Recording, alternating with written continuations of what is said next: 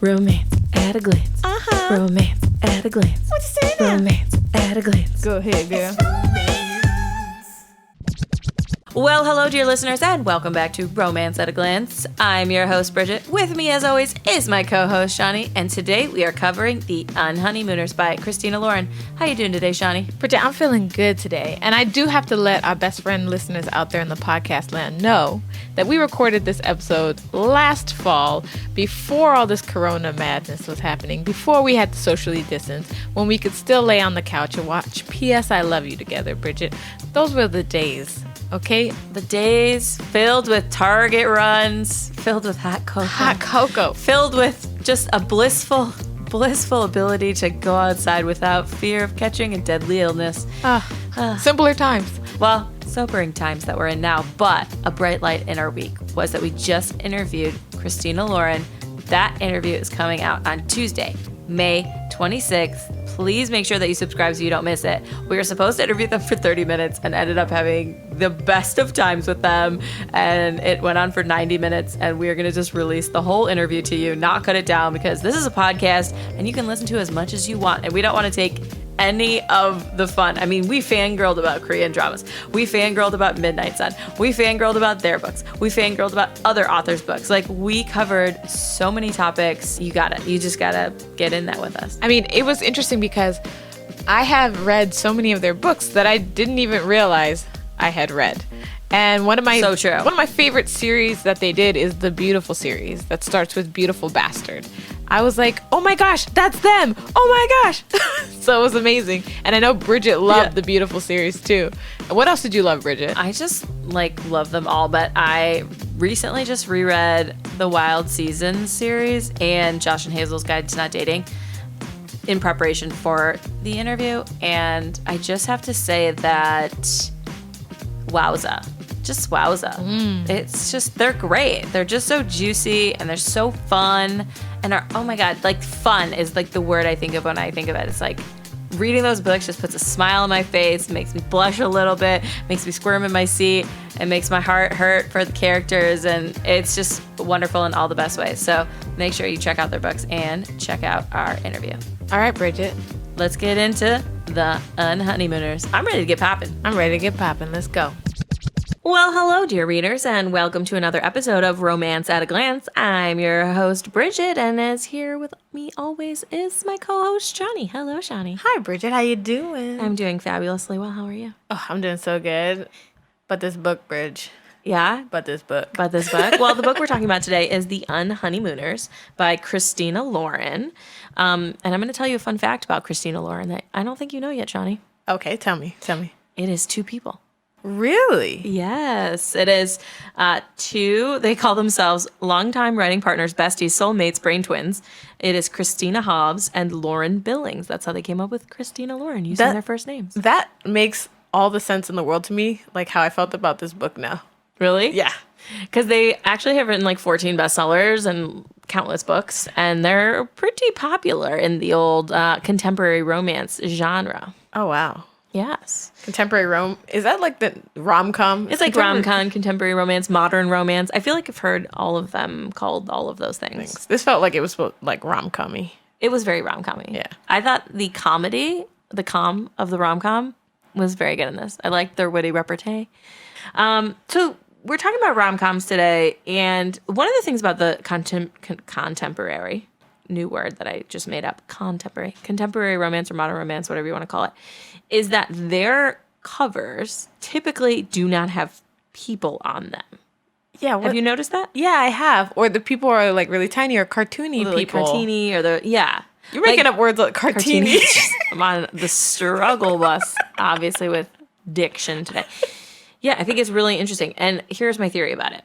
Okay. Is that they want to appeal to a broader range of people who may be embarrassed to have a shirtless man or woman on the cover of their book. And these books, because they have more of a generic cover, it could just be a novel or it could just be anything. It's not necessarily a romance novel, which I think maybe some people who read this genre don't want to have that cover on their book as they read in public. This is my theory.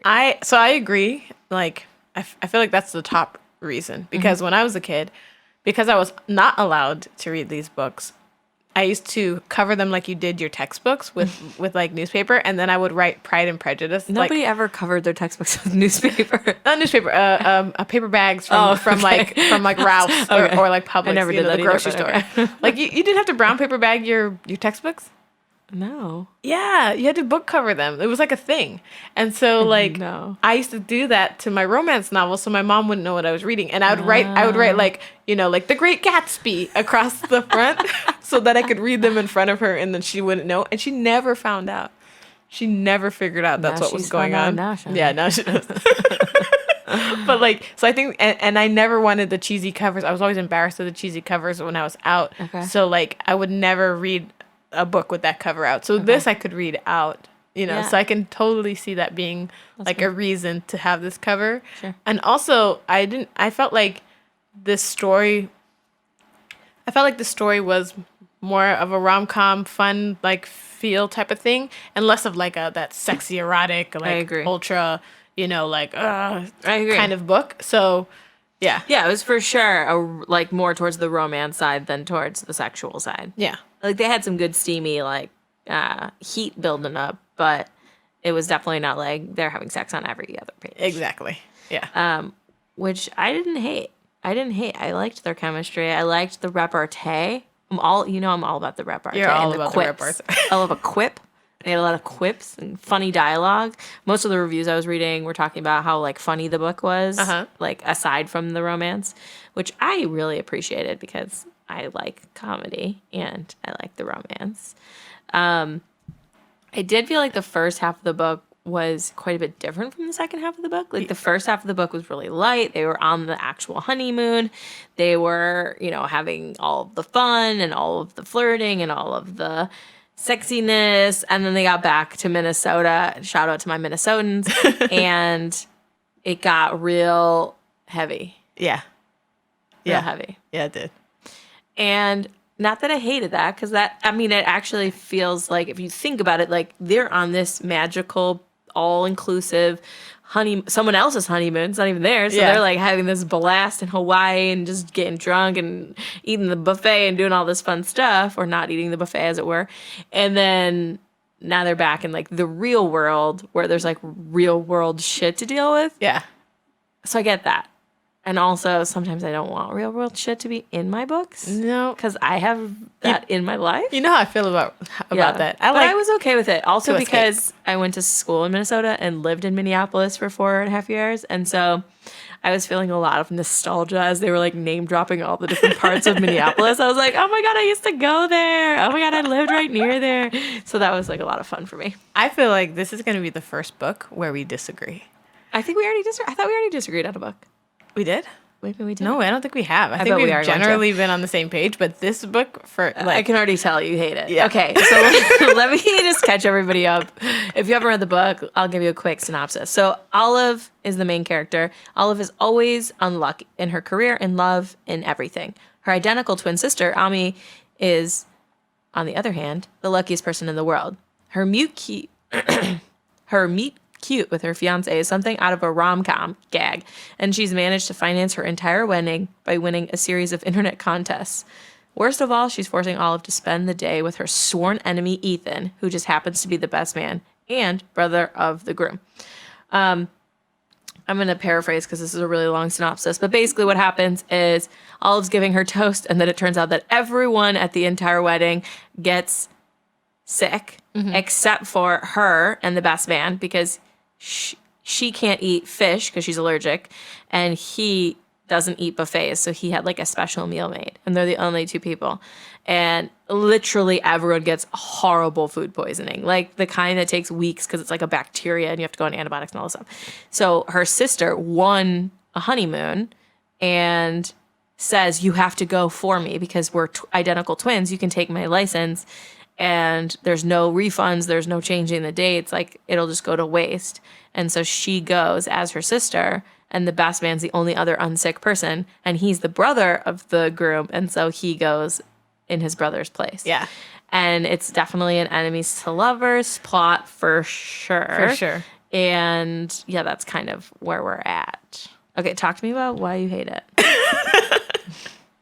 So, so this book for me was super disjointed. The fact that you tell me it has 2 authors, I'm like, oh, well, that makes sense why I felt like somebody was having a mood swing the day they were writing this day and a totally different mood swing the day they were writing this day. Yeah. I didn't feel like it connected. I felt like the first and second half of the book were super disconnected for me. Mm-hmm. I found no chemistry between the main characters. And I actually think that this is the difference between reading the book and listening to the book, right? Because the author, the woman who did, when she did Ethan's voice, he sounded like a bro. Oh. He sounded super... That's not how he sounded in my mind at all. In mine, he was his brother, bro. Yeah. But not him. But him and his brother sounded the same. Right, vocally, and so he came off. You immediately didn't like him. So I never was able to connect. Yep. It's the difference between saying that line like I like you, oh, I like you, like in my mind he was so earnest. Yeah, see, that's not how it read for me. Oh my god, yeah, this book would be terrible if you thought if he was a bro. So I really feel like it was. Also, did they do this sarcasm? Because I feel like both of them have a lot of sarcasm towards each other. Yes. They had a lot of sarcasm towards each other.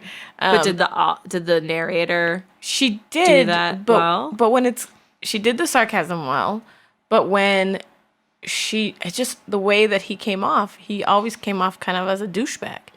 And so I kind of feel like that's why I didn't like the book versus if I had read it and didn't have somebody else creating that inflection for me. Sure. It might have been different. I think it would have, honestly. But then there was just some character moments for him that shut me down to him immediately. Like him not believing her when huge problem at the end. Like that's a stop. That's like a we won't get back together type of stop. You don't believe me when I tell you that this inappropriate thing is happening. Right. Great. Yeah. This can no longer go further. Right. So which to her credit, she breaks up with him and is like, I can't date someone who doesn't believe me. I thought he broke up with her. He broke up. She didn't do it, and I was actually mad that she didn't do it. Kind of, I guess. He's like, I guess this is over then, like, or whatever. Yeah, I'm like, can't remember now. But I was like, so for me, I said that this story read to me like the beginning of a breakup. Like, instead of it being like a love story, it's like the prequel to the breakup. Like, he came off as a douche, then he came off kind of entitled, and also the way that he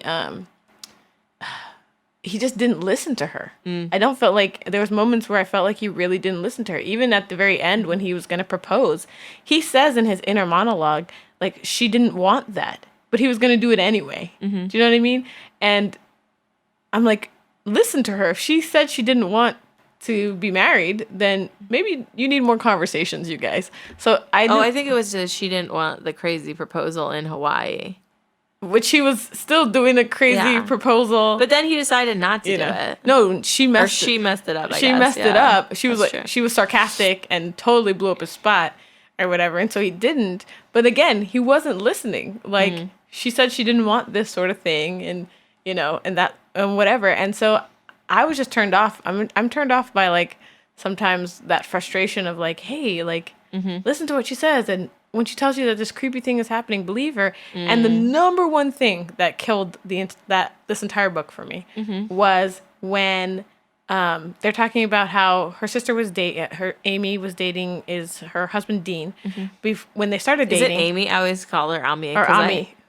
I don't. It probably is Amy because they're Mexican. I have a friend who is Indian and it's Ami, and I was like, just read it that way. And then they're like Mexican family, and I was like, oh yeah, I guess.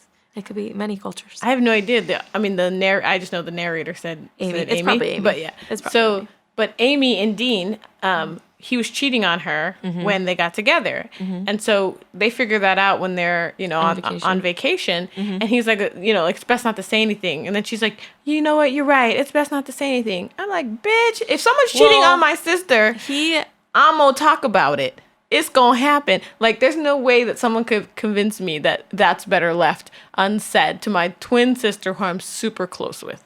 Yes. And in her mind, she even says, like, I know my sister would never be okay with an open relationship at the beginning. Yeah.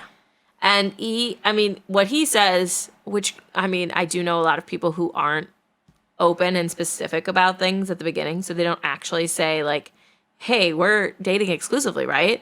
They just assume until a certain point, you know? Yeah. So I was like, I think he says something about like, well, it was probably an open relationship until that point. And she probably knew that they weren't exclusively dating. And she's like, no, I'm pretty sure my sister thought they were exclusively dating right away. And he's like, well, I mean, clearly my brother didn't. Which, again, that's on that couple's communication. But I agree with you. I would not shelve that. I would not shelve, like... But also, like, how do you even bring that up? I've, thank God, never had that circumstance come to me where I found out about something and had to figure out, like, how to tell someone or what to tell them or... Like, I've just never had, thank God I don't, like, apparently either all the duplicitous people that I know are much better than these people at being duplicitous, or I just don't know that many duplicitous people. But I've never had that instance come up to me, but I can see where, like, how do you even tell someone, like, hey, you just got married last week, and I found out he's been cheating on you this whole time. Happy wedding. Happy yeah. You know, like, that's, but I totally agree with you. I would tell. Yeah, it's like, even if I didn't know how, like, oh, this is shitty, I don't, like, it still would get told. I mean, totally. I've been in that circumstance with girlfriends or whatever, and I've been like, look, you could be mad at me later, that's fine, but I'm not going to be the one who didn't tell you this, you know, or whatever. And I guess the closest I've come to it is, like, if I didn't like a friend's boyfriend, but it's never been like, he propositioned me over lunch or something. It's just been like, look, I think that guy sucks. And I'm sorry that you really like him, but that's great. But I want to be upfront about the fact that I think that they suck. And I don't think that you should marry them. Or I don't think that you should date them. Or I've definitely said that ahead of time. Because, like, I don't want to be someone who, like, years later, they're like, oh, my God, and I found out all this stuff, and they're terrible. And they're, like, treat me badly. Or they constantly belittle me, and I'm like, I just wanted to tell you, I told you. I don't want to like say I told you so, but I do want to say that because I love to say it, and anyone who says they don't is such a liar. Because even if you don't say it because you're trying to be a good person and trying not to rub it in their face, it feels so vindicating when you are right. It really does. It feels so good in your soul. Really does. But anyways, I guess that's the closest I've come, and I've had a couple friends who've been like mad that I said that. Yeah. Which I understand. Like, if someone came to me and was like, I hate your husband, I think he's an asshole, I'd be like, oh, that sucks. Like, I like my husband. but also no one said that to me, so hopefully that means he's okay. It's really good to, like, read the room, to, like, know your friends. Yeah. But, I mean, in college, I had a girlfriend. We were young, too, and she was getting married to this guy, and she came and told me, and I was like, I don't think you should marry him. I think it's a bad idea. Mm-hmm. She was pissed at me, wouldn't talk to me. Yeah. Fast forward, I went to her wedding like a year later. Mm-hmm. The next year they were getting divorced. And she came to me after they got divorced and was like, you were the only person who told me not to marry this guy. You were the only person who was like, it's bad news or whatever. And turns out he had been cheating on her from before the wedding. I didn't even know that. I just knew what I saw that guy and I was like, yeah, this is not working out. And I always am slightly distrustful of older men when men are drastically older than the woman they're marrying because those relationships, they skew in the wrong direction. Not always are they bad, but they skew that way. Like in the numbers game, you know what I mean? Well, and it's both people are perhaps not in it for a longevity reason. Yeah. Or the right reasons, you know, or sustainable reasons, you know. I always think about that. Okay, yeah, because let's say that I'm right now 32. Mm-hmm. Let's say that I married someone who was 52. Mm-hmm. Okay, so when I'm 52, they're 72. Yeah. When I'm 62, they're dead, or they're 82. They're like like needing a lot of help. But at 62, I'm still fucking climbing mountains and like doing my life. You know what I mean? Like, or people even more dramatic age, or when they have kids, like guys who have kids when they're like 60 or 70 and have a baby. First of all, I barely have the energy for my 2 children under 2 at 32. Yeah. At 62, nah. I'm going to be maybe a grandma if they choose to have children. And I'm going to like snuggle those babies and give them back so I can go home and like take a nap and be away from them. I'm not going to have the energy to be like chasing around toddlers constantly. No. And also, I think it's super disrespectful because if you have a baby at like 65 or 70, you're going to be dead by the time they're done with high school. That's the thing. That's just rude. That's what I thought when David Letterman, I think he had a baby at like 70. Or something like that. He did. And I was like... Yeah, he was like 65 or something. Yeah, and some other famous person just had one at 70. And I'm like, you're literally going to die before they leave high school. Or certainly before college. You're not going to make it to their wedding unless they're a child bride. Like, unless they're a child bride. And I remember like how devastated I was when my grandparents died when I was in high school. Yeah. And I can't even imagine if my parents had been the ones dying. Yeah. Even if I knew like, oh shit, I'm 12 years old. My dad's 82 now. Yeah. This mofo's not going to make it. Your dad's 82? No, my dad's 66. Oh. But I'm saying if I had been 12 when he was 82. Yeah. And I would have been like reading the writing on the wall, like this old ass man. Also, all your friends' parents would be so different. I mean, my cousin, her husband's 18 years older than she is. And granted, he's a good, like, he's in his 50s now. He's like super active and like really whatever. But I feel like, you know, like when he became a dad, he was like, I don't think he even knew whether or not he really wanted that at that point. You know, he's like, at 52, what am I supposed to do with this little kid here? I'm gonna look like the grandpa on the playground. Totally. You know what I mean? And I made the mistake once of saying granddaughter to this woman who was definitely her daughter when I worked at Blockbuster way back in the day. You know, I was like, "Oh, you're getting this movie for your granddaughter?" And she was like, "That's my daughter." You know, but she did give me this whole story about how like she couldn't ever have kids and she miraculously got pregnant at like 50. Nightmare. And she was just like, well, I was good for her. It was great for her. Literal nightmare, you know. But yeah, she was like, I wasn't expecting it, but now I'm old mom and whatever. I met this woman who she has 3 kids. Yeah. And her husband started having their kids. She's like, at what I felt was a reasonable age. I was like 29. And she's like, we are the youngest parents in kindergarten in LA. All the other moms and dads are older because people wait so long to have their kids. Yeah. And I was thinking about that. I was like, oh, that's so interesting because I was 30 when Kira was born. But feasibly, when by the time we get to kindergarten or whatever, and I start meeting other parents, there will be for sure parents who had their kids at 40 who are her age. Yeah. So they're going to be a solid 10 years older than me. And some of the dads might be more like 15 years older or 20 years older, which I feel like is just like kind of a strange... Well, we were just talking about now. You were trying to give away all your girl baby clothes. Yeah. And who are you giving away to? You're like, all of my friends either don't want kids or not having kids, not even in a position to... Yeah, not even thinking about it. Yeah. You know, so it's like, yeah, bro. I mean, all the Minnesotans who gave me the clothes originally had their children already. They did. Or most of them did. But... I feel like in LA, there's always something else to do than have kids. Whatever, and in a way, we all are like focused on our careers or creative pursuits or whatever. Out here, it's more of a hustle. I feel yeah. Sometimes I love it because you know that I enjoy like doing a million things. But you're good at it, Bridget. Thank you.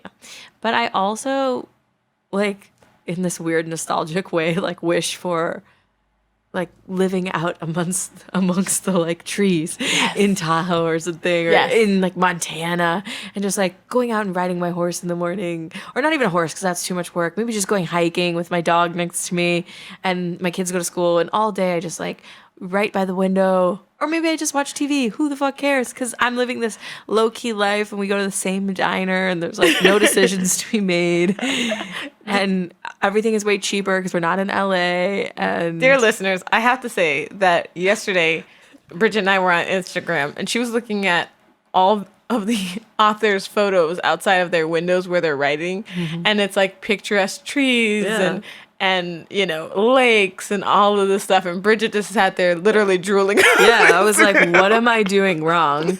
And I know some people would look out my window and see palm trees and be like, that's so romantic, palm trees. No, palm trees means that it's like hot. LA is dry pretty much all year. It never rains here. Like we're having fires everywhere. To me, this is paradise because in Miami there's mosquitoes. It's muggy. Yeah, it's wet. I don't want it to be. Not See that. I'm not about the South. Yeah, no. I'm not about. I know we live in the southern part of the United States, but we're in the desert. Yeah, I'm not about that.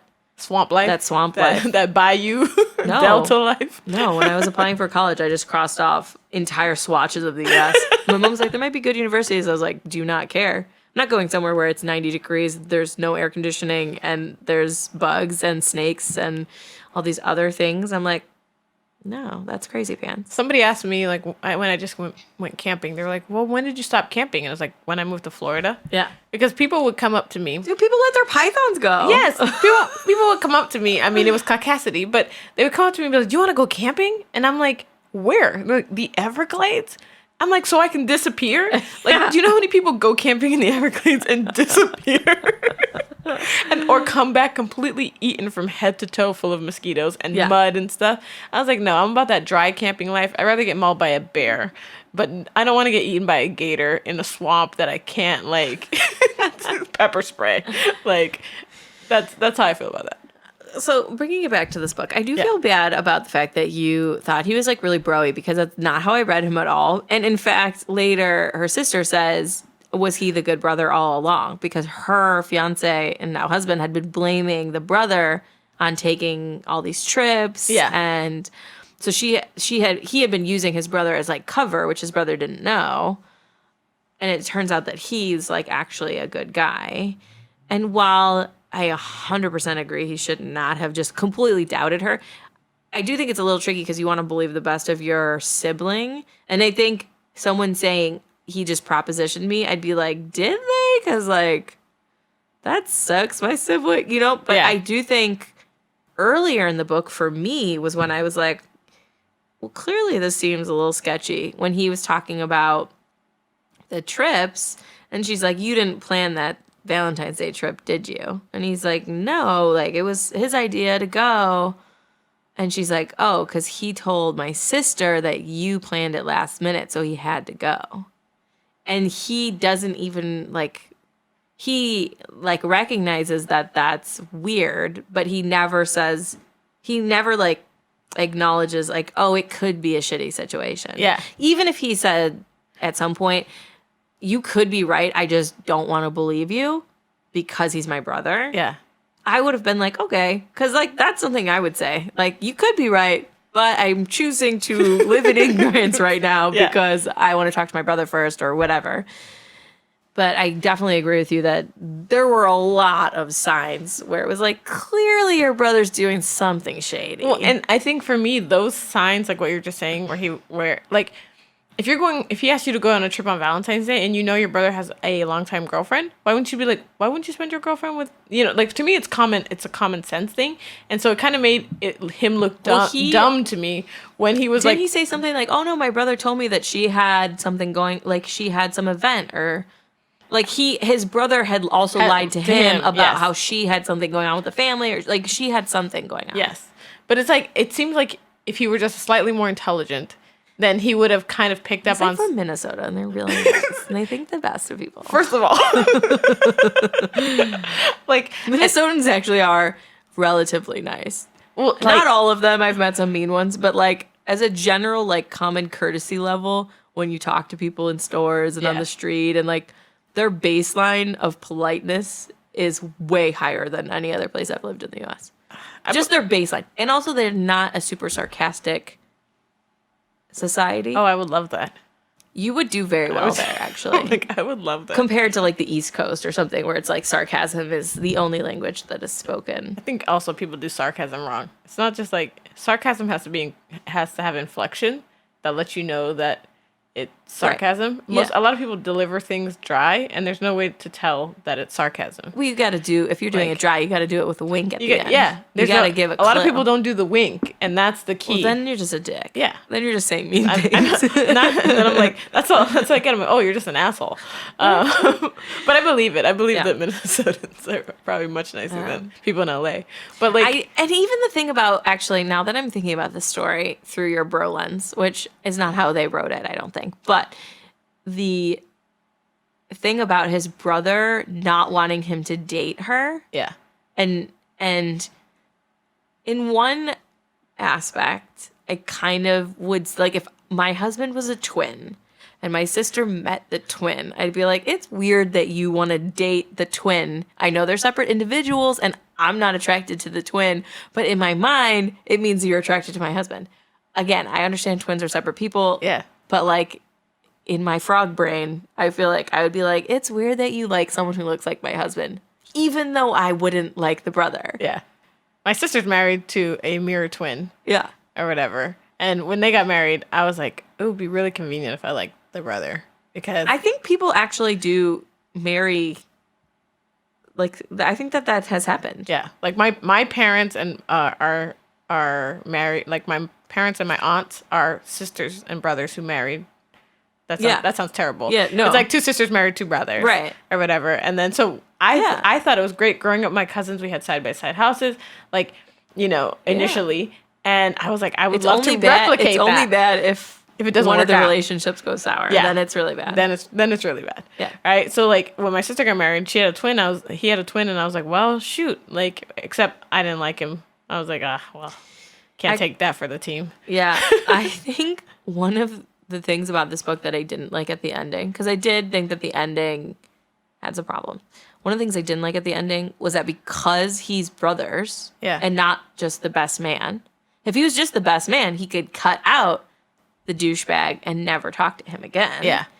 Which would have given more sort of closure to that thing. But the way it ended, she's going to be his in-law. Yeah. Which is not to say that there aren't plenty of people who are in-laws with horrible people and they just don't talk to them. Yeah. But, yeah, I wish that they had just been friends. And he was just dumb. Yeah. And, like, didn't know his friend was doing douchey things. Yeah. And just believed the best of his best friend. They've been best friends since childhood or some shit. And then he just cut him out. I agree. I also think that there was just whatever. There were some weird things in the book for me, like, that were kind of extraneous. Like, I understand the gimmick of her meeting her boss in on the vacation, right? It was fun. It proved for some fun, whatever. But I didn't know specifically why they needed to come back to the restaurant at the end of the book. Oh, I think her sister invited them. I know that, like, bring it full I know circle. that the sister invited them and stuff, but it seemed like they were trying to wrap everything up really neatly, and it was super unnecessary. Yeah, I agree. She frustrated me with her admitting to her boss, like, I lied to you on this vacation and whatever. Mostly because I hate it when people don't communicate, right? When everybody there is like, oh, we'll invite your husband to the spouses club. She could have just been like, nah, he's not interested. Like, everything had this angst built onto it that I felt like could easily be dissipated by just some basic communication. Or like... Yeah, but I don't think that there's a way that she could have worked at that company without it coming out that she wasn't married. Well, her name, she was going by a different name. I guess you could explain that. I think I rationalized that already. I mean, you could, because she just got married. She was on her honeymoon. You haven't changed your name yet. And maybe she's not planning to change it, which is fine. But also, like, you're going to work at a company and never once ever talk about your spouse or... who you're dating or whatever. Who you're dating. You're never going to bring them to... Maybe they're not in the spouse club, but they're not coming to the Christmas party. That would be suspicious. See, for me, it's a fadeaway thing. It's like a thing where I don't talk... that's not a thing. Have you ever worked in an office? Well, no. I was like, that's not how offices... I don't think I've ever worked in an office. I was going to say, you haven't worked in an office. I've been a freelancer since after Blockbuster. Yeah, it would be super weird if... I mean, there's so many people who are private, though. Like, in general. Like at YouTube, right? At YouTube, when we were filming at YouTube, whatever. Yeah. I've been filming at YouTube, I want to say, like, 5 years. Yeah. It wasn't until last year that anybody knew I had a partner. Nobody knew I had a partner. Yeah, but that's different, because you don't see everyone every single day. You don't, but I didn't talk about my partner. I didn't talk about my partner until last year. I know, but I'm telling you, when you're in an office with people all day, first of all, there's a lot of downtime and boredom, and so you're, like, talking. But also, if you went into the job not talking about it, that's one thing. But if you went on a honeymoon and met your boss there and already had this whole thing, of course he's going to tell other people you met the wife, like they got along. And so like to then be like, oh, actually we're not social. We're never going to talk about this again. It's just not how seeing someone 10 hours a day works all day, every day. I'm going to give this one to you because I have never worked in an office. Which is... also, like, good for you. I did it for a few years, and I was like, I don't like this. And here I am making a podcast about romance novels. My life is so much better. Full circle. Yes. I was reading romance novels. Yeah. on my lunchtime, or like walking to work or on the bus or walking, or I'd go like get a cocktail after work, read my romance novels. I just think it's like, I was thinking this the other day. It's like I used to get beat for reading romance novels, and I was like, it would be really ironic if I'm able to buy my mom shit because I read so many romance novels. That'll be great. Be like, Mom, this house was brought to you by sexy books. By shirtless men on covers. I'd be like, Mom, I don't know if Jesus wants you to live in this house right now. It's built on fornication. Yeah. So let's talk about the good things. So I thought that the sexy times between them and the buildup of it was fun. Yeah. Did the narrator do a good job with the buildup of him like telling her that he wanted her and like kissing her, but saying he shouldn't be with her? And all that stuff. Yeah, so I thought the narrator did. I mean, they did a good job. There was 2 narrators, and it would switch back and forth. Mm-hmm. But I think the narrator did a good job of the sexy scenes and whatever. I mean, I didn't find them to be super spectacular or anything, but they were solid.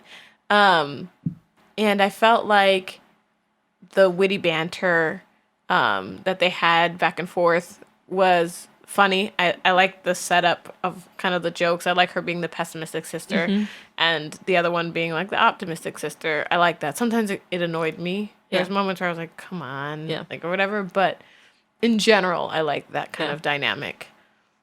I also thought I liked that she evolved. That was one of the things I liked about him, was that he was constantly like, you can't always be unlucky. Like, come on, you're on this vacation. That was pretty lucky. Like, and he was like encouraging her to like try all these different, try that. Like, she's like, well, I'll probably fall off the hill and die. And he's like, okay, well, let's just try anyway, you know? And I thought that was like a nice, like when she was talking about like, oh, and then I went and I almost did this. And he's like, yeah, but you didn't. And someone found you. So that was lucky. And I liked how he kind of spun all of those things for her, which helped her eventually like realize that her mentality was a little bit defeatist. Well, at the end of the book, right? Mm-hmm. This sister was like, oh, she's always been the brave sister. Mm-hmm. And I was like, no, she has. I was like, when? Like, or maybe she was, or where? Maybe she was brave because she kept doing things even though she thought it would go bad. I mean, but I don't know. But I feel like she didn't. It to me, it was one of those other things that felt contrived. There was like these moments in the book that felt contrived, and that was one. I was like, when was she the brave sister? Well, it would have made more sense if she had said like, I always wanted her to like be brave or something. Yeah, something like that. Or because I feel like in the grand scheme of brave, the other sister would be braver because she was always like, I'm lucky, I'm jumping. I loved when she set up the husband though. Oh, for all the women to come to the house? Fuck yeah. I thought she was going to set it up for them to be eating their lasagna as all of them were walking in through the door. That would have been funny too. I thought that would have been... She's not going to eat though because she was like... Well, she didn't have to, but it's the whole look. Or they should have had popcorn. I mean, they were drinking wine. Yeah. She was like, the lasagna, the wine. But when the women started coming, she got up and went to the door and started talking. Right. And I thought it would have just been way funnier to set up the couch and stuff in a specific spot with popcorn and them just eat this popcorn. Well, they ate the lasagna while they watched the movie. Yeah.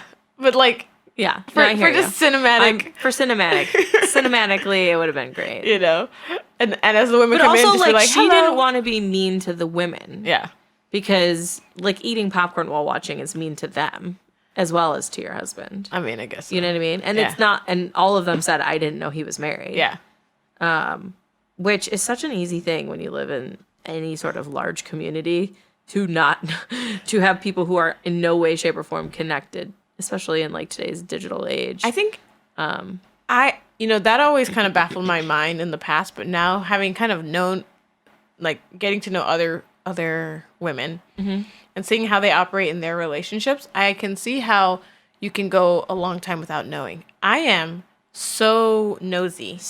I notice every detail of things. So if somebody tells me something and it's slightly, just even the tiniest bit off, I'm like, well, what had happened here? And what happened here? And what happened here? Like, if Brendan ever tries to, he doesn't try to lie to me anymore, but like, if he ever tries to lie to me, he already knows that I'm going to figure it out in about 2 seconds. Oh, you mean You mean his wife should have found out, not that the other women should have known? Either on either side. Like if I was, because I was like, if you're only seeing him like once a month to like randomly hook up or something, I don't think I would know that they were married if they told me. You might not know, but like if you're anybody who is kind of inquisitive as a person and you kind of store information, like my brain stores every ounce of information. It doesn't store useful information. Let me tell you right now, anything that I need to really remember, it doesn't store. But like if someone tells me a story and then there's a slight inconsistency the next time they tell it or slightly off, like I'm very good at figuring out when people are lying or like embellishing or like that sort of thing. So it's difficult. It's always been difficult for anybody to cheat on me. Like, I mean, I've never been cheated on that I know of. So I've only ever. I mean, I suppose it's possible. I only ever had boyfriends. Feel free to weigh in, but I'm pretty positive. I only ever had one guy. It was like one of the very first guys I ever talked to in my life, and so I wouldn't call him a boyfriend. But like I had asked him like, "Oh, are you talking to anybody else?" Whatever. He was like, "No. Like, you know, I'm invested here. Like, let's keep going on dates. Blah blah blah. Whatever." This was back in the days of AOL, right? I'm leaving some stuff out of the story. I'm modifying it slightly, but yeah, it was the days of AOL where you would get a disc, you know, every couple months to get a new AOL, and I figured out early on that there was a trick that you could do. If you uninstalled AOL and reinstalled it and entered anybody's username, right? It would say error. You can't log in because you don't have the password. However, it will pull up their profile and every name underneath it. Every name attached to that profile. So like, you know, I'd have my dad's profile and ours, my sister's, whatever. You could do it to anybody though. I could do it to you, right? I could put your username in and it would show all the usernames under your profile, right? Like the people you've talked to. The names that you can log in as. Oh, okay. You know, like mom, dad, sister, brother, whatever those are. So I took his username. I did that, took his username, and because he lived by himself or whatever. And it pulled up all the usernames that he could log into.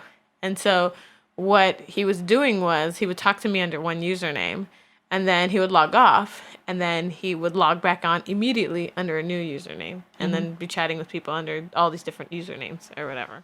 Same person. Seems like so much work. Same ASL. I am so lazy. You know? Look, whenever I hear these nefarious things, I am like, wow, I just really don't care enough to do that. Like, that would never even cross my mind. Not only to be as snoopy as you and figure that out, because I could give a fuck, but also, I would just never do that. I would just never think to do that. Well, guys, it's a lot of work. It's so much work. I'm so lazy. Like, yeah. But then, like, when I had asked him if he was talking to other people, when he answered me, it looked like a lie. I was looking at him and I was like, he's lying, right? And that's why I did that. And I was mad young. And I remember after this, just deciding that I was never going to Crazy Town, right? Like, again, I'm leaving a couple other things out of this story, but I just decided that at any point, if anybody ever made me feel like I was on unsteady ground, like I didn't, you know what I mean? Like you didn't have complete confidence. That I didn't have complete confidence in them, that I was just going to abort that mission. And that's actually served me pretty well because any relationship I've ever had with a boyfriend has never been about that. You know what I mean? I've never had one. I've only seriously dated 3 people in my whole life. One who I married. And all of them, that was never even a consideration. Yeah. Like, all of them would, like, my college boyfriend would go home, you know, went home for the whole summer to his house. I went to my house. I was never, like, worried that he was getting drunk and hooking up with someone else, or, like, I never even crossed my mind, like, you know, my current husband went on a trip to Vegas for his bachelor party, and people were like, oh my God, I can't believe you let him go. And I was like, why? What's he going to do? He's going to get drunk with his friends, probably throw up in the street, and, like, come home with the stripper flu. Like, whatever. You know what I mean? Yeah. I was like, they'll probably play video games. They'll probably play video games. They did play video games. And, but I never even, like, considered that I should be, my other boyfriend traveled for work Monday through Thursday. And I never was like, oh, I wonder what he's doing on his trips. I was like, fucking working and then talking to me at night. Like, I would never even get past, like, the dating part with someone that I was not, like, 100%. Yeah. Which is probably why I've only dated 3 people in my whole life. Because I was like, nah, I don't know about you. Nah, I don't know about you. Oh, you're fun for, like, a hot second, but I I don't know about you. Well, that's what, for me, like, that's why I didn't like Ethan as much, because I didn't 100% trust his integrity, like, as a person. I know they tried to clean him up as the book goes on. Sure. But there was just some things fundamentally that I was like, I don't trust your integrity, because you're like, we're not going to talk about this with your sister and this whole thing. I'm like, yeah. I mean, that was a little sketchy. I did think clearly they didn't spend that much time together. Yeah. Weirdly.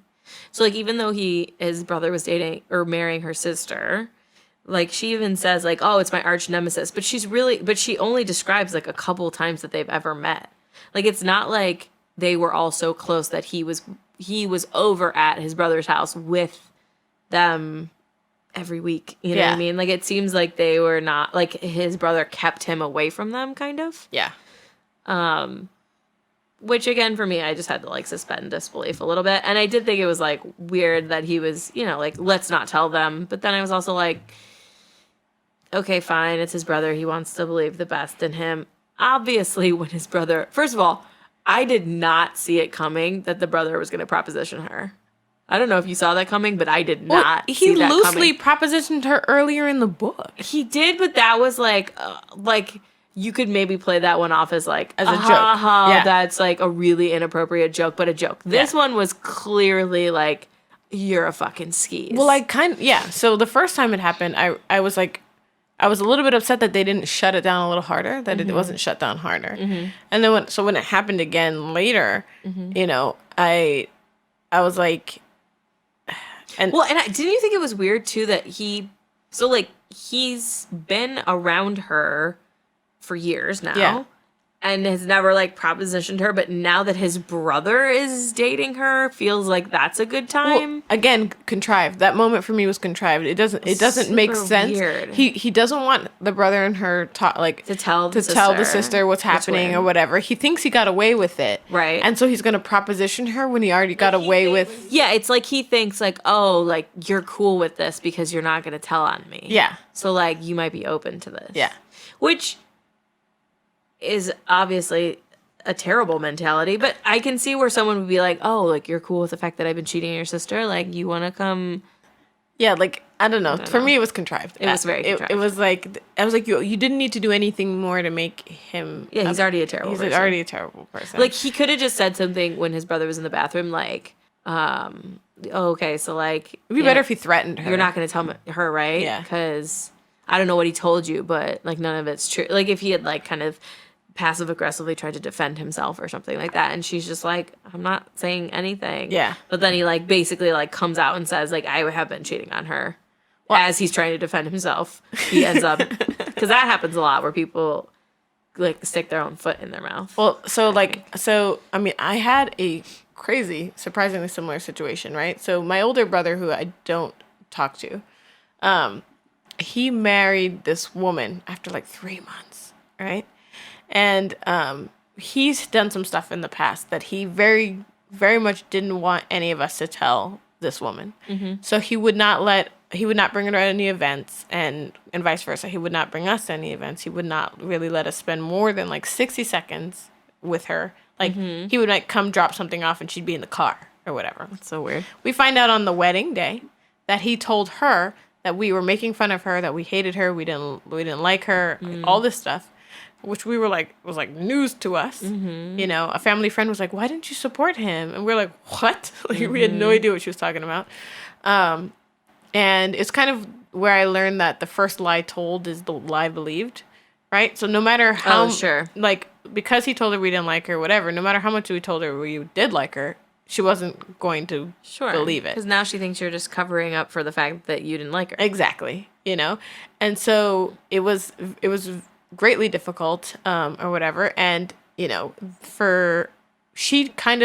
nobody was actually planning to say anything to her about the stuff that had happened in the past, right? Like, we wanted no part of it. I wanted no part of it, but because he actually got so paranoid and weird about it, it actually was like red flags. Right. It was like, oh man, somebody should really tell her, because now he's getting erratic. Right. Do you know what I mean? And so, like, again, though, no matter what you said to her, it was like, oh, you're coming for him because you already don't like us and you don't like our love. Do you know what I mean? So it reminded me a little bit of this kind of thing. Yeah.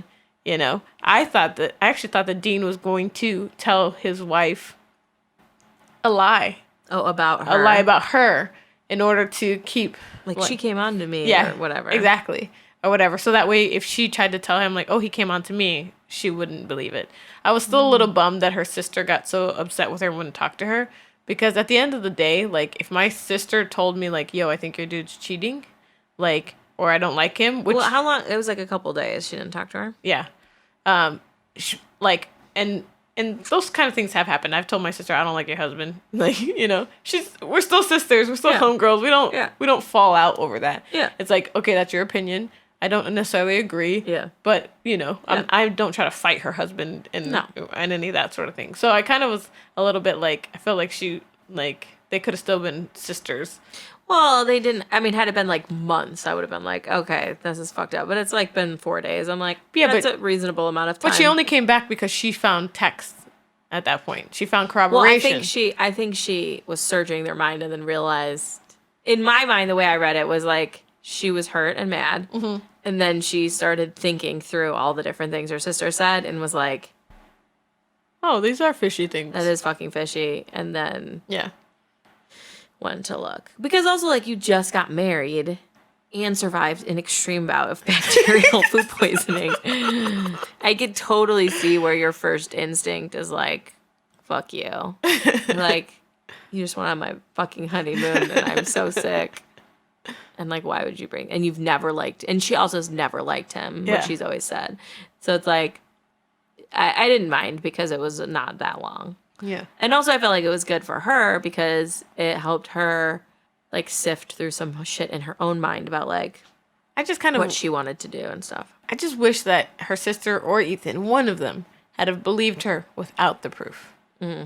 Do you know what I mean? Or even come to their senses. Yeah, because he didn't. Because he believed her after he sees the girls show up. Girls, right? Yeah. And he's like, I'm a terrible person. Yeah. It's like, yeah, you are. Like I need you. Right. Like the way I feel about my partner. Yeah.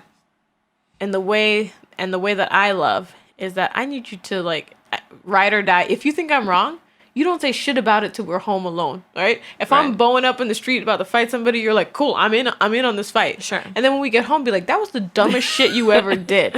Totally. Like, don't get me. I feel like I'm that friend. I'm like, I'll stand by you, and then afterwards be like, what was that even about? What were we doing? Why do we hate that person? You just said we hate him, so I'm bored with hating, but like, why? Yeah. What did they do? I don't think they actually did. I think you made that up. And like, funny. You know the funniest shit ever. The other day, we were at the movie theaters. I went to see a movie with my friend, and the person was like, "Open your purse." And at my movie theater, they don't tell you to open your purse to see if you have all the snacks in there. And I definitely had like coconut water because that's like one of the only things I can drink. Mm-hmm. So I had this coconut water. I was like, "Fuck, they're gonna take my drink." So I quickly pulled it out of my purse because I was born a slick kid. I pulled it out of my purse, put it behind my back, and I say to my friend, "Yo, hide this." Like, just real fast, just hide this. And he just whoop right into his arm, didn't ask no questions, it was gone. Right? Yeah. They looked at my purse. I mean, when I say it was the slickest little maneuver ever, afterwards I looked at him, I was like, oh my goodness. Like, it was just like a moment where I was like, oh, that was, beautiful. Yeah, I hate when people are like, hide what? And you're like, how dare you? How dare you? You ask questions later. Ask questions later. Assume that because we're friends, it's not cocaine or something that's going to get you arrested. Like, don't stop fucking asking questions right now. Totally. But it was just that moment where I was just like, and yes. That's why we're friends. Yes, because I like my friends to be slightly shady. Like, that's, not full shady. Why do you like me? I'm like the least shady person alive. Bridget, you slightly shady. I am slightly shady. That's true. It's like, my motto is like, you don't fuck over people. Yeah. Right? That is my hard line. But like corporations or like... Yeah, I'm like sneaking in a coconut water. Also, they probably wouldn't have taken your coconut water because I sneak a lot of snacks into movie theaters and they really only want like if you have like Coke or if you have candy that they sell and stuff. But if you have coconut water, because I bring in like bottled water all the time or I have like a water bottle and they don't care about that. They only care about like if you're bringing in something that you would otherwise be buying. Oh, okay. That's like the big thing. Just a side note. But I'm glad that they were appropriately shady for you to be a part of. What did you think about his grand gesture to apologize? Where he like went to her place. So this was the thing I didn't like about it. First of all, her family's in on it. Yeah. And the owner of the restaurant's in on it. So I'm like, okay, that makes it okay-ish. But if I was at work and someone came to, like, where I'm trying to keep my shit together and then is doing this, like, big romantic grand gesture and, like, wearing the shiny sequin top from the wedding and, like, all in the Hawaiian shirt and he has his little Mai Tai thing. And I'm like, I get it. And you're doing it, but also you could have just come over to my house. You know where I live. Like, this didn't have to be in front of every person I know and, like, strangers who I'm trying to serve now for the next 2 hours because I'm at work still. Yeah. Like, I weirdly, like, don't love the big romantic gesture unless it's, like, a personal one. Yeah. But then also I see movies like Notting Hill and he goes to the press conference and he, like, she tells the whole world that she's in love with him and staying in England. You know what I mean? So it's like, I waffle. I waffle a little bit. This one I thought was a little bit much. Again, reading the room, right? Yeah. She's not the one for the big grand gestures. Right. So it's kind of like she would have probably liked something a little bit more intimate. Right. And because he didn't believe her about something so important. Yeah. Like, I just felt like that's a humble moment. That's a come to me alone. He did go to the sister and apologize and have a conversation with her first, which was definitely like that helped me mentally pave the way for like, okay, fine. If the sister's on board and can forgive him, I don't know. The sister has questionable. Like, perhaps taste. I, as the viewer, can forgive him as well. I honestly was like, y'all could break up and she could find a new dude. Like, she could find a new dude. Like, I was not in love with them as a couple at all. That's an understatement. I honestly was like, this is a breakup story. Okay. And this book is a prequel to the breakup. They do have their happily ever after and end up engaged. And Amy, thankfully, also finds someone new that he introduces her to. A doctor. Yeah, doctor. I mean, that was a saving grace for him. I was like, he introduced her to his doctor friend. Right? I was like, okay, points. Okay, points. Okay, points. Well, let us know what you think on Instagram, because we're always looking for other opinions. Like, are you on Team Shani for this one, or are you on Team Bridget? They're gonna be on my team, Bridge. Did you feel that, skirmish delight when they were chit-chatting and having fun, or were you like, this story has problems? Let us know what you think. So I'm guessing your heroine rating and your hero rating are going to be slightly low. They're low. Okay, let's hear them. My heroine rating was 2. Ouch. Yeah, it was a 2. Mostly because, like, after a while, her, like, the whole pessimism type thing really annoyed me. She lost me when she was like, you know what? I agreed to not tell my sister these things. Not for a dude. Like, hell no, I'm not gonna hide this for a dude. Who you don't even like. Like what? You didn't even like a week ago. Yeah, that like we've been together like a week or whatever this is. Yeah. Like the loyalty. She rationalizes the loyalty for his brother, but she doesn't have that same rationale for her loyalty for her sister. Mm-hmm. I'm like, no, not a chance in hell. So she lost like all the points from right there. In the book, I literally stopped the recording at that moment and was like, what the like like if you were in the room with me, I think Brendan was in the room with me and he's like, what's going on? I was like, this book is so frustrating. I'm so mad right now. So yeah, she got a 2 from me. And then when she confessed the lie to her boss, and I was just like, oh, come on. Like, once you tell a lie, I mean, you really gotta commit to that sort of.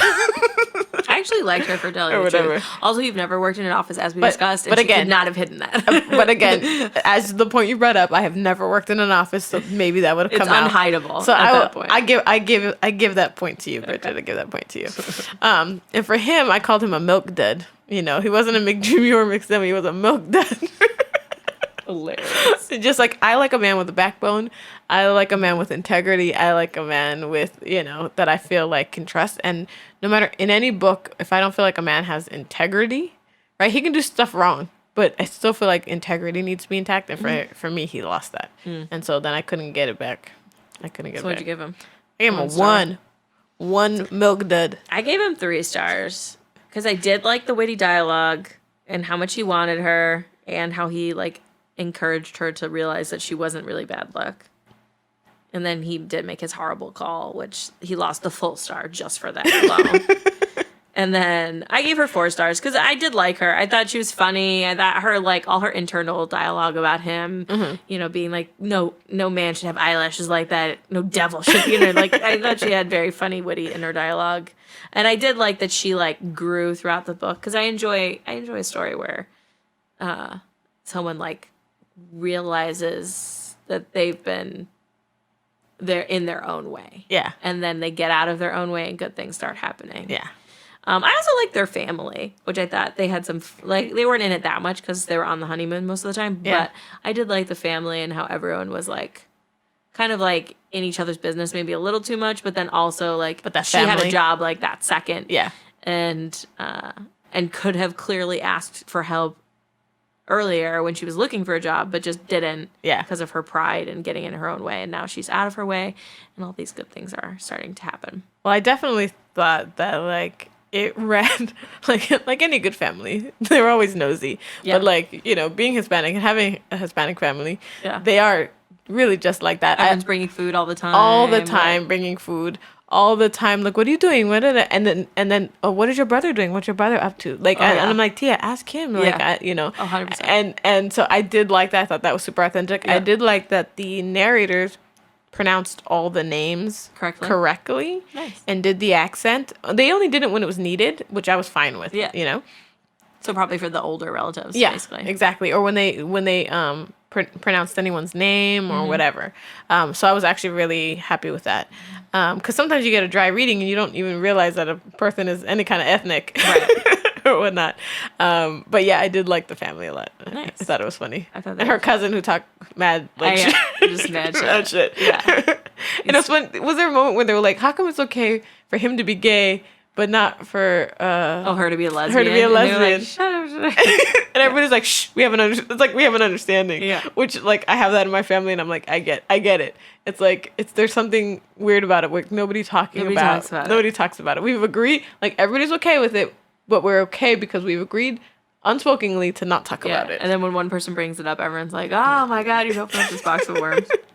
Yeah. I do like it big because, I mean, I'm not Hispanic, but in big families in general, because I have a big extended family, that thing where everyone's asking you everyone else's business, and you're like, they're in the other room. Why am I conveying? So, like, half our family's on the East Coast, half is out here, or maybe, like, a quarter's out here on the West Coast. And so, like, if I see any of the East Coast people, they ask me about all the West Coast people, as if you hang out all the time. As if we constantly are hanging out, and I know every single. Well, what are they working on? And blah blah blah. And I'm like, I don't know. I saw them a month ago. Like, we were just hanging out. I wasn't like getting the rundown on all their credits or all their projects or their salary. I don't know how much money they're making. We didn't talk about that last week. Like, we just went to the movies and. It's fine. Anyway, so I really enjoyed that aspect of the book. I definitely thought this was, like, you know, some vanilla sexiness. Yeah. I thought he was, I mean, compared to a McSteamy, he was definitely a McDreamy setup, but I do agree with you that a McDreamy would have believed her right away. So I don't know what the word is for that. I normally have a clever quip. A McMuffin. He's a McMuffin. Soggy in the middle. Did you have a favorite line in the book? McDud. McDud is actually good. Yeah, it is actually. I like McDud. It was, and I abbreviated it, but it was, I was into you. You're hot. But every indication I had was that I was a waste of space. Right? Yeah. And I picked that line because for their whole angst to me was a little bit contrived, or it was a little bit like one good conversation could have wiped away all of the... Well, I think that was the whole point. You know? That for me was why I was okay with how fast they got together. Because once they cleared up the fact that he didn't think that she was, like, an overeater and, like, that was her insecurity, and she didn't think he was a waste of space. That was his insecurity and her covering up her insecurity. And then they were like, oh, you like me? Yeah. Okay, cool. Like, let's be friends. Yeah. Let's flirt. Let's bang. And I was like, oh, okay, that's reasonable. The fact that it took so long, again, I sort of attribute to the brother keeping them apart and not hanging out. Yeah. And having way too much pride to be the one to be vulnerable in front of the other person. Yeah. You know? ego. And also, she's getting in her own way. Not that he would have dated her any sooner necessarily, but she's getting in her own way by assuming the worst about people and then putting walls up. Yeah. You know what I mean? Because that's what she did. She assumed the worst about him. He could have had like a fart he wanted to hide and ran to the other room. You know what I mean? But she assumes the worst about him. And then because she's treating him negatively, because she assumed the worst, he thinks, oh, well, she hates me. Yeah. And so he's like assuming the worst. You know what I mean? So it's like, you can kind of see. Yeah, I got you. So, but I don't disagree with you though that like most people could clear up most things in their life with like a really good conversation. Yeah. Which is tough. It's tough to be that vulnerable. It's tough to be the one who says like, hey, like, why are you being like this? Or, hey, this hurt my feelings. It really is. In any relationship, not just in a romantic one. Yeah. I mean, you're right. Yeah. What was your favorite line? Mine was, it sounds dangerous. This makes him laugh. Dangerous, like we'd end up naked or dead. And I was like, I love it. That's the way I like my danger. Naked or dead. Naked or dead. Those is quips. That's a shirt, Bridget. That's a flirt. That's a flirty. That's going on the shirt list. Oh, putting it on the shirt? Like we'd end up naked or dead. Yep. I love it. Put it on the shirt. My favorite review was 4 stars. It was Chiyama? I'm so sorry I butchered your name. It's Chaima. And it says, me normally, : the concept of romantic love is nothing but a marketing scheme for greeting card companies, a lie sold by the government. Me, after reading this book. Can some romantic shit happen to me already? Which I just thought was funny. Because, again, most people can have some romantic shit in their life if they just get out of their own way and are open to a free vacation to Hawaii. I'm with open. a hot dude sharing a room with him. So open. Who's into it. So open. So mine was on Audible. It was by Esther Cunningham. And she wrote, cute but tiresome. This is an adult romance, but it's written more through the eyes of teenagers. There's a great deal of self-doubt, ongoing negative comments, and a general sense of immaturity. Cute, but predictably tiresome. And I felt like, for me, that's interesting because they write young adult books as well. Well, to me, the angst in this book is very angsty. Is very teenagery. Yeah. Any kind of adult or slightly mature conversation, I felt like would have cleared this up sooner, or you know, and maybe because I tend to be more direct as a person, you know, like even like camping, right? We kind of messed up, brought too much shit, and it turned out to be terrible, but we had a great time. But there was a certain point where like my friend was complaining a little. He was like, oh man, we brought too much stuff. And I was like, cool. Right now, like, let's just get all the complaints out right now. Just like talk as much shit as possible. Let's get it right now, and then we'll have a great trip or whatever. And I'm like, it's fine. Like, it's not gonna hurt my feelings, but I don't want to hear this whole trip like, oh god, I gotta go or whatever. And it's like, I just kind of feel like as you become an adult, like some of this stuff could have not been an issue, you know. But I don't disagree. On the other hand, I do know some adults who are so regressed.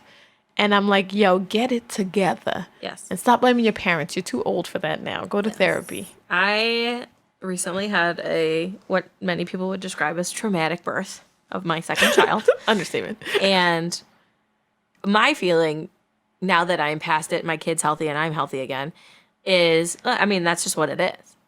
I can't change it. Yeah. I can't like go back in time and make different decisions, or, you know, would it have been nice to have had different choices? Perhaps. Yeah, of course. But that's not how life is. It's just happened. And I feel like emotionally, I spent my week while my kid was in the NICU crying and freaking out. And then when the doctor was like, okay, she's gonna be healthy and it was not your fault and it's just what happened, and it happens to babies all the time, and she's gonna come home, she's gonna be healthy, you're healthy, like your antibiotics got rid of whatever infection you had and blah, blah, blah. Then I was like, oh, okay, so she's going to be healthy. I'm healthy. So then now I'm just going to focus on doing all the things to stay healthy and be, whatever. Yeah. Keep her healthy. That is not how some other people in my life feel. They want to like rehash it and talk about it. And, well, you should ask, so-and-so how they felt about it because they also said it was. And I'm like, why would I ask someone else? Like, first of all, none of these people were there. I was there. Yeah. Except for my husband. And it's not going to help me to know what they think or to hear their opinions or to hear their, like I feel like in things like this where there's like all these other people who are like chiming in with all these different things. Mm-hmm. I'm like, yeah, but none of you were there. And so really the people who were there, like I get what you were saying about the sister, like not talking to her sister after, you know, Amy not talking to Olive after finding out. But part of me is like, you kind of have to like work through it yourself. And it's not even like, I don't believe you. It's like, wait, what? Like, I got to figure this out. Yeah. And I got to like deal with my own emotions and this relationship. And then she called and was like, I need you to come over. Yeah. And support me while I deal with this Which shit. is a great sister moment. Because she's like, I need you to come over. She's like, be right there. Yeah. But yeah, it's interesting because there are a lot of adults who are not adults as adult as you feel like maybe adults should be. And you're like, oh, okay. Also, maybe I just read a lot of young adult books. So maybe that's why this book also for me was like fun and light. And I kind of like, I got the vibe when I started reading it. I was like, oh, this is going to be like a fast page turner. It's going to be like a beach read, you know, sizzling and then over. Yeah.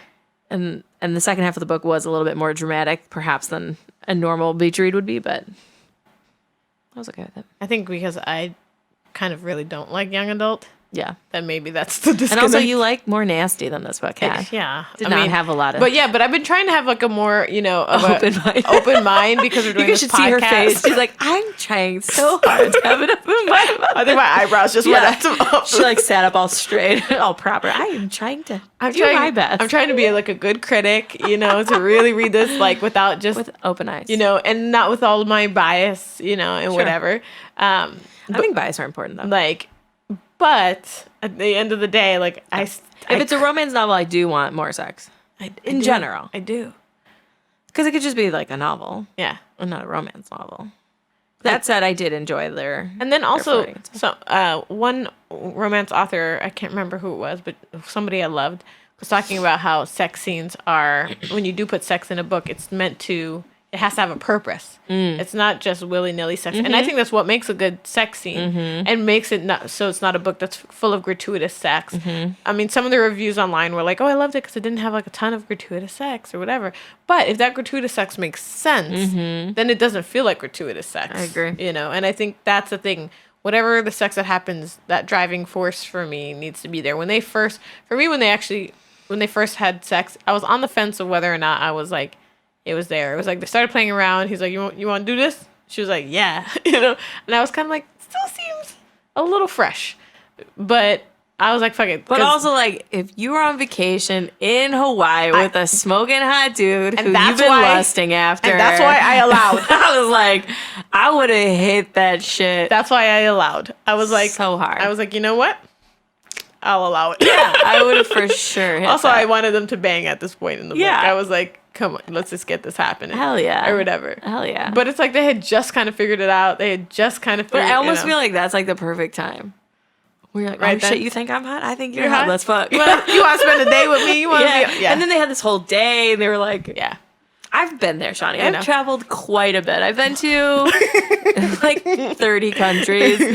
And I was single while I was in all of them. You know. And... let me tell you about how you spend a day touring around with someone and all the little flirting and the jokes and seeing all these amazing things. And maybe you're doing some exercise so your endorphins are up and your adrenaline is popping. Hey, man, the older I get... Welcome to Pound Town. The window of time... When I was younger, I was much more like, no, time has to go. I was much more prudish, too. And I was like, no, enough time has to be whatever. And, you know, I'm sapiosexual. I need a connection and da. Yeah. The older I get... connection can be so... Well, the older I get, let me tell you, that window has gotten shorter and shorter and shorter. Yeah. I don't even think there's a window anymore. Well, I also feel like you can feel a connection with someone... perhaps not soul deep and perhaps not intellectually, but like you can feel a connection with someone definitely physically. Yeah. And your pheromones are just all up in their pheromones. And again, the adrenaline and you've been touring and seeing all these wonderful things and eating delicious food and maybe having a cocktail.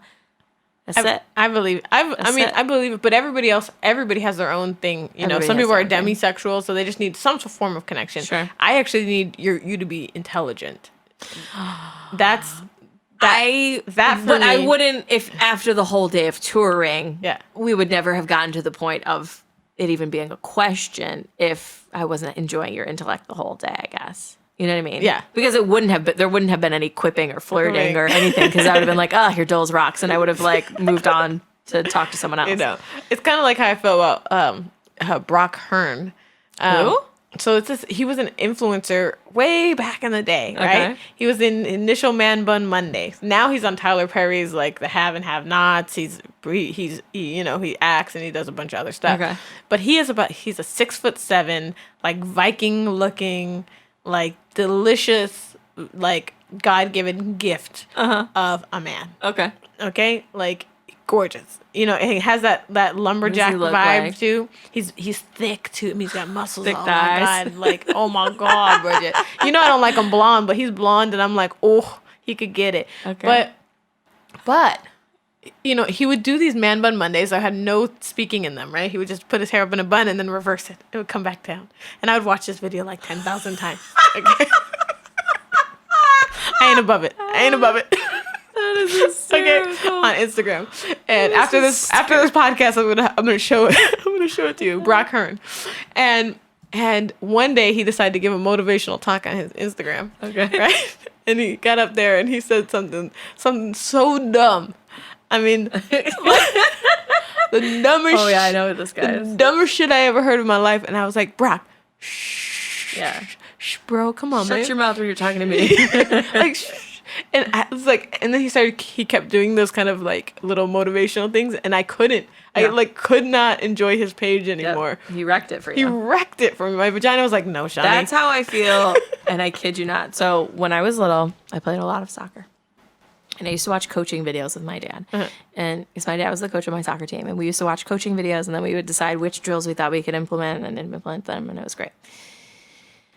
It's the start of my nerddom. Actually, not the start. It was just like well into the nerddom. But I've always liked to research and do things. So anyways, I got a David Beckham where he teaches, and David Beckham obviously is swoon-worthy, where he teaches different drills and all these other things and talks about his journey as a footballer and all this other stuff. He literally said one sentence, and I stopped it, and I was like, oh, no. Oh, no. He has the weirdest voice ever. It does not match his body at all. And I was just like, why did I hear this? I could never unhear it. I couldn't even watch the whole thing. I kept it for like 5 years after, because I was like, one day I'm going to watch this and I'm going to like get something out of it. And I finally never could. I had to literally just throw it away. I had to throw it away. Could not listen to his voice anymore. It was horrifying. So I totally understand what you're talking about. It could just be one thing, and you're like, no. I went on a date with someone one time. Had a great date, and he had tiny little hands. No, Bridget, no. Stop, Bridget. Stop, Bridget. I think he put his hand on my thigh, and I was like, oh, no, it's so small. And I called Julie afterwards, and I was like, Julie. She's like, how's your date? And I was like, it was wonderful. We was kissing and having a great time, and he put his hand on my thigh, and I was like, it's so small. I could not. Even though I thought he was great, we had a really fun time. You can't get past that. You can't get past. How's that little hand gonna be on my butt or my boob? Stop it! It's not gonna. I'm just seeing that little Saturday Night Live small tiny hand. I mean, they weren't that small, but they were smaller than mine, or like more, and they were like more like slight. I just got little goosebumps when you said tiny hands, man. Yeah, I was not good. I did not. I was like, oh well, that's not gonna play. I'm finding that like that's not gonna play. Even in my attraction. Like the weight of someone's hand on my body makes me feel a certain way. Mm-hmm. You know what I mean? Like that weight makes me feel secure, or like you got me, or you can protect me. Mm-hmm. I've never liked like holding hands and stuff like that, and being like uber affectionate or PDA and stuff. And I realized that partially what that is that a lot of people hold me like little wimp ass, like bitch ass fools, like all lightly, like their hand real light on my thing, or light. I hate light touch. I've always hated light touch. It irritates me. So when I feel like very patronizing or condescending to me. It's weird. So when I feel a nice fat meaty hand, you know, like just weighing down on me, I'm like that. Yeah, claim me with that. Yeah, claim me with that. Yeah. Like what's my name? That's what I want to hear. You know what I'm saying? Leo sometimes when he's trying to annoy me will like gently. I mean, and by gently I mean with like clammy hands and not like moderately gently, but he'll like like rub it. He's like, and then he'll be like, because he knows I hate it, he'll be like, isn't that soothing? I'm like, fuck you. Get that hand off my face. Or I'll put it on my forehead or something and like rub my hair. And I'm like, that is the least soothing thing that has ever happened to me. It's so annoying. I hate when you have a trickster spouse like mine and they find out what annoys you and you like give in and say, don't do that. And then you're like, God damn, I know he's going to do it all forever. My lifetime. My life's over. 50 more years of this nonsense. So but I love it anyway. So Bridget, yes. Okay, was this book worth the read? You know what? I enjoyed it. I'd say yes. I do. This was my first book that they've ever written, and I would for sure read another one because my theory is that because I like the voices, I like the internal monologue, I like the sort of pace of their writing. It's a very fast read for me. I think another story narrative probably wouldn't have some of these problems in it because it's going to be a new hero, a new heroine, a new plot. And so I would say, worth a read. It was fast. It was fun. And then I would choose another one of their books to read and see whether I liked that one better than this one and see. I would give them another shot. I think they could have missed the mark. And when I did read some of the other reviews, a lot of people said like this is not their favorite of what they've written before. So I'm like, okay, let's read book 1 or 2 when they were fresh. Oh wait, like the first book. First book they ever read. I'm pretty sure I've read one of their books. Let me just. I'm pretty sure I've read one of their books too because I recognize the name. But, like, I kind of want to read a book by Christina or Lauren. Like, maybe not them both together. I think I've read their Beautiful Bastard book. Oh, wait a minute. Beautiful Bastard. That cover looks really familiar. But then I just read the synopsis and it doesn't sound familiar. So now I'm confused. Maybe I've just thought about reading it? Because there's a Beautiful Bastard series. I think I read it. Which has multiple books in it. I did read this Beautiful Bastard series. Book 1 and like 2 or something. I don't remember it. I'm not going to lie. I remember, but I do remember the cover. Sweet Filthy Boy. That's a good title. Oh, and they've written a bunch of... Yeah, they wrote this whole series too. Oh, somebody had a baby at the end. Beautiful, beloved. Somebody got knocked up. You know I like a secret baby. I don't like a bunch of kids, though. I like a secret baby. That's the most I really want in a book. I don't want to be navigating your 3 children. Yeah. Okay, so everyone, if you know a good Christmas book, well, maybe this will come out after we have had Christmas, who knows? But if you know a good Christmas book that we should read, or any sort of like holiday books, let us know. Because we were looking them up, and a lot of the Christmas books are widows, divorced moms, widows finding love again, single moms, older, like mature romances, or they're like the grandma's age sort of situation, or like they're in their 50s or 60s, let's say. Again, I'm not like opposed to all of those, but I was surprised that the offerings on Christmas romance with young people and young, never have had children or been divorced people was pretty slight. It was really slight. And they were only based in North Carolina, Montana, or Maine. There were none in other places, as if Christmas only exists in those states. I think it's funny because it almost makes it feel like that people who are divorced or widowed or single moms, all they want for Christmas is love. It is. That is what it is. Oh my God, that is what it is. And it's like, dear God, this is like the sad. I felt so sad. That feels very sad now that you've said it that way. That feels so sad.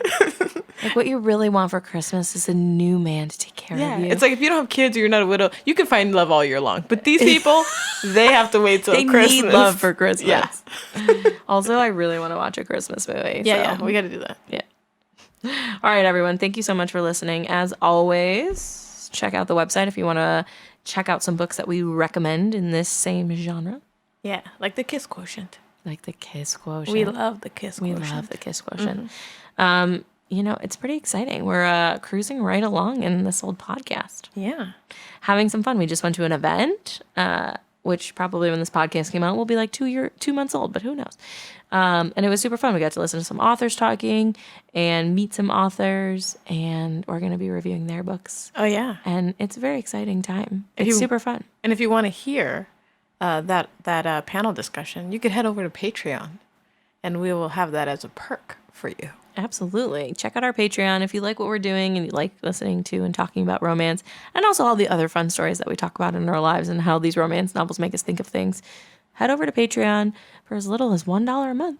You can help us continue on our journey and attend more panels and meet more authors and interview more authors and read more books. And in general, and bring you more classy and nasty. Talking about more cookies and nookie. Oh, cookies and nookie, baby. For Christmas, all I want is cookies and nookie, baby. Cookies and nookie, baby. Sorry. Cookies and nookie.